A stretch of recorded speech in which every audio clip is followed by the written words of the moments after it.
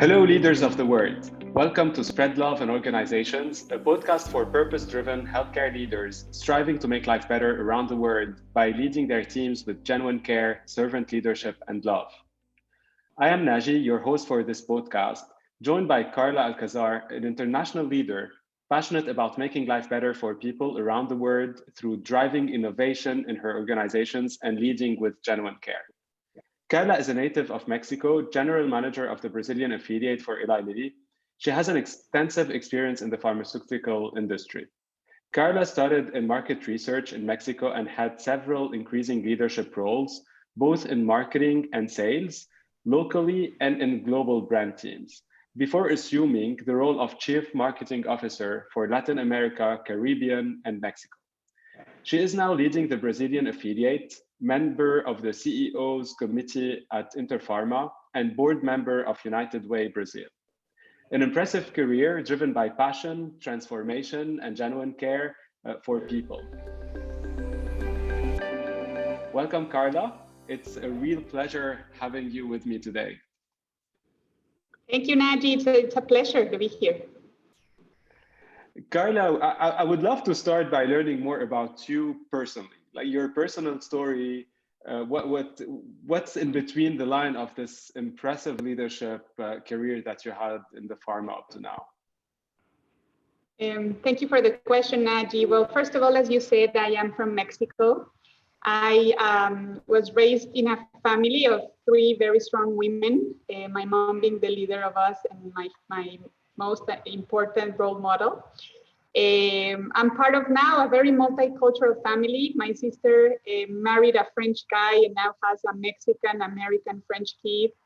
My partner, Rich, is English. So we have several cultures running around my family, which I think it's probably a big reflection of how I grew up and how much my leadership style has been impacted, because I'm passionate about learning about different cultures, learning about different people, and obviously about diversity and inclusion.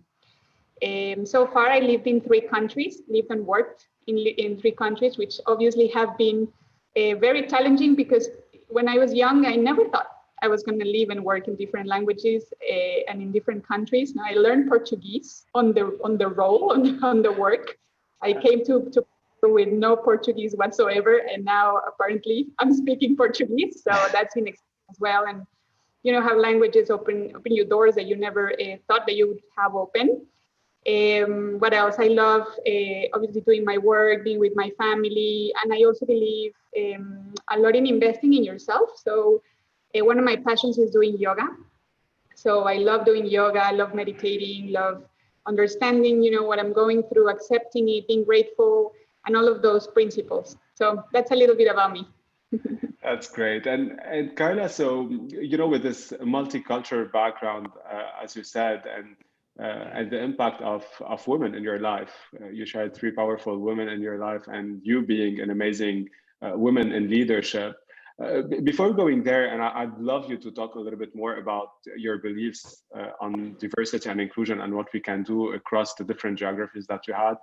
But just before going there, I'd love to understand why the pharmaceutical world. What brought you to healthcare? What's your purpose and what drove you there? Yeah, I think the basic mission, if you can call it that way, of the pharma industry is the one that drove me here. I think that helping patients and really impacting the whole humanity blows my mind. It's just the human beings are living longer because of the pharmaceutical industry, because we're changing treatment paradigms, we're allowing people longer, we're converting diseases that used to kill people into chronic diseases. So it really makes me passionate about it. And, reflecting during this pandemic, there's never been a better moment to reflect on what we do as a pharma industry, because it is the pharma industry that will fix this through the vaccines, through treatments, and through better treatment opportunities. So I was very young when I decided it. I probably wasn't that passionate about it when I got here, but I knew what I was getting into. But the more and more I stay here, I really enjoy it. So let's go into your, personal leadership journey and diversity and inclusion and things you've experienced. So would love to hear your stories and growth and learning on this, and what type of advice you would give leaders growing in organizations on how to drive this, and looking back at it, what would if there's anything you would change, or if there's anything that you would reinforce our leaders growing to continue on doing, or to do more? Yeah, that's a very interesting question. So as a background, I've been in the pharma industry for 18 years now, mostly, as you said, in sales and marketing. And I think that one of the things that have impacted me the most is that I started really young. So for me, just trying to become my authentic self in work was a really important journey. You know, the industry is a very say a traditional industry, right? So it's very formal, etc. And then yet here it comes, this Mexican girl, super young girl, driving these jobs that usually I was like way younger than anybody else sitting in the room. So I always had this kind of doubt in my back, you know, always ringing my ears, saying like, do I deserve to be here? Did they take the right call by putting me here? Should I fight? Should I work harder? So I think that is something that I've been managing throughout the years, and how to, yes, be in an industry that is yet very traditional, but also being myself and being authentic and being this leader that is different, that it's a leader that wants to develop people in probably a different way, that wants to be closer to people. So I think that's one of the biggest lessons I've learned throughout my career, because I've learned that seniority or results don't come necessarily from the age or the experience, but it comes from the passion and the potential. So I think that from that, you need to believe in yourself. Now, obviously, I went through many moments in my life, of suffering, of not believing in myself, of having this famous imposter syndrome. And I think that's one thing that I would have done differently, because I would have, like, everything was in my head. Not like everybody believed that I could do the job if they were giving it to me, right? And I suffered in the process so much. So what would I have done differently? Probably I would have changed what I was telling myself. And I would have suffered differently, and understand that authenticity does matter. And people get really engaged when you're an authentic leader, and they follow you even better. And the results come as an outcome of that. So I think that's one of the things that I learned throughout the years. If you call it that way, I broke several stereotypes. For example, I'm the first woman leading the Brazilian affiliate for my company. So it was really interesting to get here, and you know, the team being like, wow, this is the first woman that leads us. What does this mean? And she's very young as well, again, and she doesn't speak Portuguese. So all these things that make me different, but that you as a leader can learn how to change it to a strength, right? Like those differences allow you to get connections in a different way. So I think it's been very, very interesting, and I thank all of the mentors that I've had throughout the years, because I think that without them, I wouldn't have gotten here. I am a fan of learning from other people that have passed the same path that I have. And these mentors also get passionate about the mentees, right? So like these mentors have pushed me to levels that I never thought I would get to. If you would have asked me 15 years ago, are you going to be leading a country in the future? I would have said absolutely not. But it was because I surrounded myself of teachers, of mentors that pushed me really hard to say, you're going to do an MBA. And I didn't believe I was going to do an MBA. And people telling me there's other women doing it. There's other people that are driving a full-on family, a full-on job, and are doing it. Why wouldn't you be able to do it? And I achieved all these milestones in the way, but it was also because of the support of a lot of mentors.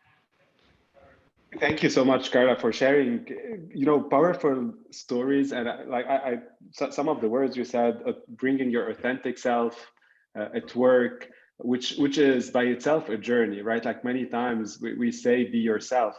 It's sometimes not simple, right? And you shared also being a woman in leadership. You shared the generation. We talk a lot about those generation mixes, and sometimes the challenge of being young. within your organization, I imagine as you're dealing also with external organizations, external parties, it's sometimes challenging, right? Like we can impact obviously and change cultures within your teams, within our organization. Sometimes it's a little bit harder. I imagine you have, I'm sure, plenty of stories from more socially how this impacts also your job. And you ended with something that, I'd love to give thoughts from you to people you mentor. You ended on something that we consistently hear and obviously experience, right, as leaders, which is sponsorship, mentorship, your managers, like those people who see something in you where you even doubt it, and they really help you grow and bring the sponsorship for you to move forward. So as also now a leader, many people looking up to you and what you have achieved, how do you mentor young talents coming in and thriving towards our purpose? What would be like the first advice you would give them? Yeah, well, the first advice is collect mentors, actually. Do not stay with mentors. I think that there's so many people that have gone through different parts of the path that a single individual is going through that you can learn always. So the first recommendation is always find mentoring opportunities. It doesn't necessarily have to be a 5-year long relationship with this person for you to consider one a mentor. 2 or 3 interactions of things that actually you admire from that person that you can actually learn from. I always recommend that. I usually even recommend to have, yes, mentors for career, but also for particular things that you're finding challenging at work from a technical perspective or from a skills perspective, to have a balance. And those type of advice will always help you thrive. The other one is this about trust, Naji, because when you're starting your career, when you're growing, there's always doubt. Like, will I be able to get to this job? If they give that job to me, will this be my last job and I will fail because this was too much for me? So it is, again, that part of, I think it's an element of resilience, of what you tell yourself. Like, be very careful on what you are telling yourself, because nobody else is telling you that but yourself. So you have the power to change that, be positive, and thrive again.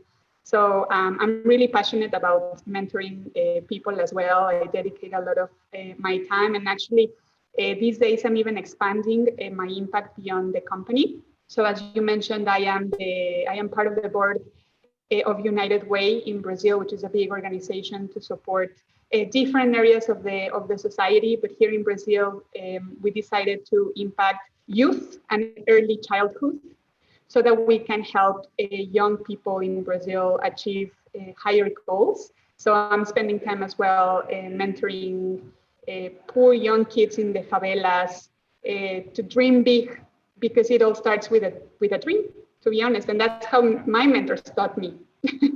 Wow. Yeah, and you're mentioning again, you brought it twice, the imposter syndrome. It's a real thing, right? And as you were talking, I was thinking about all those, all the work done on the inner critic. It's all those negative things that only us, bring them to ourselves, as you were saying. So having a mentor who can help us out of it, but even having our minds bringing positivity, because obviously you can, right? Like this is what you've been sharing is so crucial.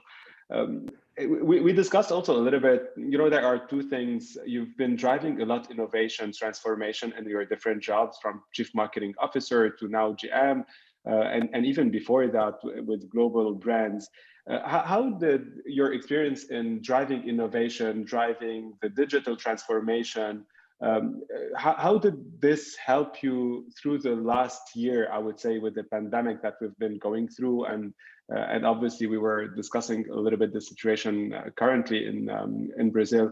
How did this help you and help your team? So I'm interested in the transformation itself, but also on how you were bringing this, genuine care and passion for the purpose that we serve in the healthcare for your people to keep on focusing on that. I think that definitely the efforts that we've been doing for the past years really helped us survive, to be honest, and to move very fast and even faster than competitors. We were the first ones talking digitally to our customers, the first ones with events to still, support the medical education, etc. I think that, to your point, also allowed us to create or follow our number one priority, which was people's safety, not the business, people's safety. But the business was able to continue because we had already transformed the way we operated already, or we were ready with a foundation so that we could move forward. Especially in these countries, you said the impact of the pandemic has been really, really strong. So this will continue further. So all of the efforts that not only digitally, but I guess multi-channel, we've driven in allowing us again to keep on growing as an affiliate. And the most important thing is bringing our medicines to patients for them to be better. We not only are touching our, the elements of advertisement or promotion and contact with our customers, but also our distribution channels, the way we invoice, the many things that were impacted during the pandemic. We're starting driving robots, different types of initiatives that are touching every single part of the organization that will make us sustainable, because if not, we could have been frozen and putting at risk or people at risk, which is our biggest asset. So yeah, I think those efforts that we were doing previously have certainly helped us. And Karla, as you were mentioning here, this people first, right? Like people first, safety of your people first. I still remember many years ago, and you always, said it, and you said it to me specifically on caring about people. Told me that a leader who cares, this makes all the difference, right? So I would love to hear about how you've been driving this genuine care, and you said it in the beginning, leading your current organization, being authentically caring about others, listening, creating those relationships, those interactions made the difference. And obviously, I would love to hear this story, from a result standpoint too, because many times we hear a lot of things about, genuine care or spreading love in organizations. It's, so what? It's soft. No, it's not what it's need. And I have this belief that I'm sure you share, like this is the basis of for us to be able to drive the right way our businesses moving forward. So I'd love to hear your story and experience with this. Yeah, for us, we moved pretty fast establishing the priorities during the pandemic, and we were very clear on the communication of people first. People were out of the field and out of the office, working from home since the day number one, even it was before the government requested us to stay at home.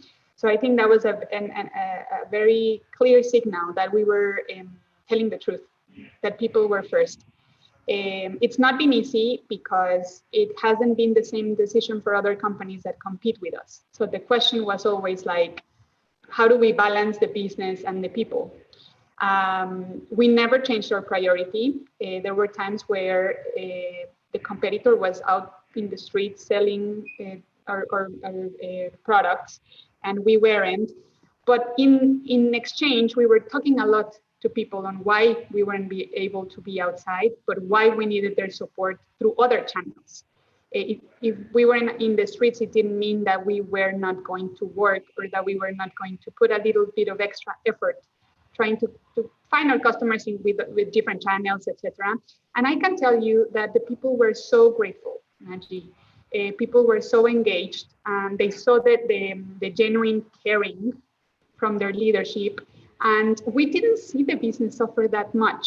We saw much more the market, obviously, because patients weren't going to the doctor because they were scared of going to the clinics, etc. But when you look at how our business performed against our competitors, we did well. And it was because of the passion of these individuals that understood that we were putting our effort, putting them first, but then they also in exchange were fighting against any barrier they were finding in the digital world. So it's always an exchange. If you do it genuinely, engaged people will always drive results.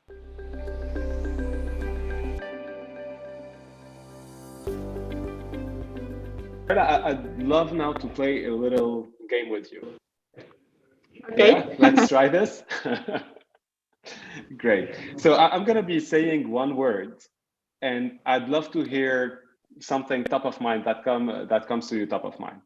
Okay? Okay. Yeah. Great. So the first word, women in leadership. Passion. Passion. Tell me more. I want to hear more. Well, I think that women in to achieve leadership, they really have to be very passionate to go throughout all of the obstacles that they go through. It is a reality that right now women earn less than men. There's statistics about that. There are statistics that more than 30% of women stop their career because they struggle handling both work at home and work at the office or in the company. So it is very passionate women that stay in the system and that keep on growing and that become a role model. So that's why I think they are examples of passion. Great. And we, as a man, we have such work to do being allies of what you said, right? And making sure we advocate for women in leadership, because even the social vision and what the society expect from women needs to change, obviously, and this takes time, but it starts with each one of us and having amazing leaders like you in organizations. You bring an excellent point, Naji. It's never going to be only about the women and how women drive this. We need the men. It's always going to be basic and foundational for us to thrive. So I agree. Yeah, it takes all of us and each of us. Every time I say, it definitely takes all of us, but it takes each of us to advocate for women and for definitely for diversity and minority group inclusion also. The second word is innovation. Fast. Speed, fast. I think innovation has to be or has to happen without fear. We cannot be fearing or be scared of failing. We'd rather move fast than wait to be perfect and not failing. So, and it has to be continuous. Innovation is not only dramatic changes, but it's also continuous improvement of what you're already doing. So. Great. What about inclusion? We talked about it in one word. What about inclusion? It's going to be funny for you, but I'd say dancing, and I will tell you why. The way I understood the definition of inclusion is they say that diversity is being invited to the party, and inclusion is getting an invitation to dance. So that's why I feel like dancing. Because a true inclusive team, it's actually music, it's actually art, it's actually harmony, and it's actually bringing the best of everybody. So that's why I enjoy inclusion so much. The topic. That's a great word. What about execution? Discipline. I think the word that I would obviously say is discipline. Execution has no excuse for not coming to work every day or not checking the details. It's just discipline on the 5 things that are important and following up on them obsessively or paranoidally, if you want to say it that way, but never decreasing the level of pace that you follow up on things. And the last one I would ask you is spread love in organizations. People development. I think that at least for me, my biggest way to demonstrate spreading love is giving back what others have given me. Again, I've never been, I'm always here because I'm here, yes, because of hard work, but a lot because others helped me, others mentored me, etc. So I think that it is time for me to give back. So I love to mentor, I love to support people, I love to help them think beyond what they think their limit is. I love to coach. So people development would be.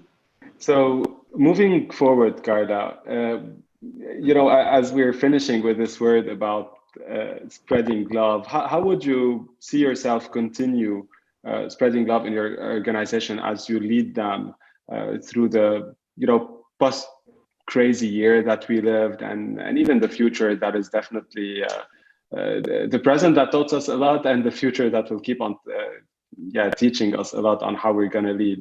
How would you continue moving forward with this? I think the number one lesson, like you said, Naji, is caring about people. Whenever you put people first, everything else comes. They stay in the company, they give the best, they thrive, they grow in their careers. So I commit myself to keep on caring for people, all of the groups of people, minority, non-minority, etc. I would love, because you shared a lot about mentors, leaders. Even when you talked about having mentors or sponsors, you talk about looking up for a leader who inspires you. So I'm eager to hear who is a leader that inspires you globally in the world, I would say. In the world. So I have many, but I've been reflecting a lot about the work of Ruth Ginsburg, like the chief of the Supreme Court in the US. I think that she really created new paradigms for the world. She's an icon. She stayed, let's say, valid, for so long. She had a really long career, and that doesn't happen by chance, right? Because you can get to the top, but to stay in the top as well is not easy. She fought for a lot of minority groups, and she was an example for all of us who need to make a better world. Definitely. And looking at leaders, I know you're inspired also many times by some reading, some books. Is there one that you would recommend the audience to read currently that can help us navigate through all the uncertainty we're living? Yeah, there's a book called Driven by Purpose, that really motivates my life. There's no point of doing what we do without having a bigger ending or a bigger purpose. So I like that book because that gave me like even practical things on how to live my life, but also impact others in not forgetting the purpose. It's really easy during a crisis to think this is never going to end. I'm tired of being in front of a screen for the whole day. But then if you go back to what you're really doing, which is changing people's lives or, teaching other people, whatever you're in, which industry you are, life is much better. Yeah, really focusing on your personal why, right? Like what is the personal purpose and why we do what we do. Yeah.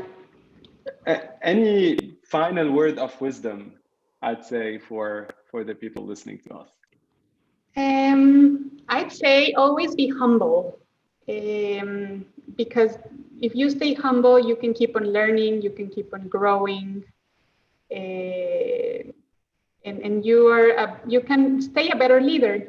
As a leader, you will never know all of the answers. So by staying humble, you can also learn from the people you lead. So, thank you so much, Karla, for such a genuine discussion with such big learning for all of us, from humility to care to discipline, innovation, so many topics we touched on, and you really inspired me. I'm sure you're going to be inspiring all of us to continue our journey, leading with genuine care and love for a better health in our teams, in our communities, and better healthcare around the world.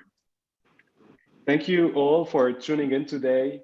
Follow our podcast for more inspiring stories from diverse leaders in healthcare. Hope you enjoyed this genuine discussion. New episode will be coming soon. Keep on the watch out. And meanwhile, connect, follow, subscribe, leave a review on Apple, Google, and Spotify. And most importantly, spread love in your organizations and spread the word around you to inspire others and amplify this movement our world so desperately needs. Thank you very much, Naji. Let's spread love.